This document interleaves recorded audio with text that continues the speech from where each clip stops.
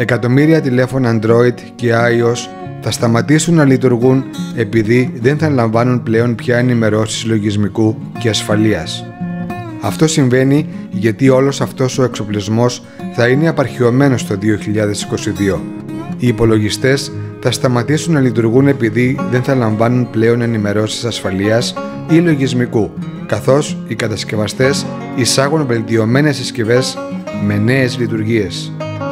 Τα επηρεαζόμενα μοντέλα Android είναι αυτά που χρησιμοποιούν την έκδοση 2.3.7 του λειτουργικού συστήματος ή παλαιότερες εκδόσεις.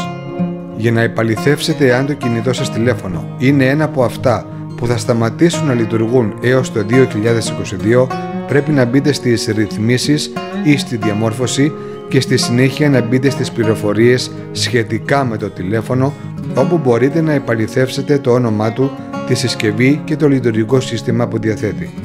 Το λειτουργικό σύστημα κινητών τηλεφώνων διαρκεί περισσότερο από τις λειτουργίες του, επομένως είναι πολύ πιθανόν κάποια από αυτά τα μοντέλα να συνεχίσουν τις βασικές τους λειτουργίες για την επόμενη χρονιά.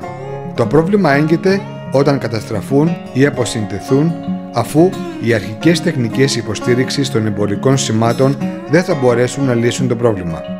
Παρακάτω ακολουθεί η λίστα με τα επηρεαζόμενα τηλέφωνα.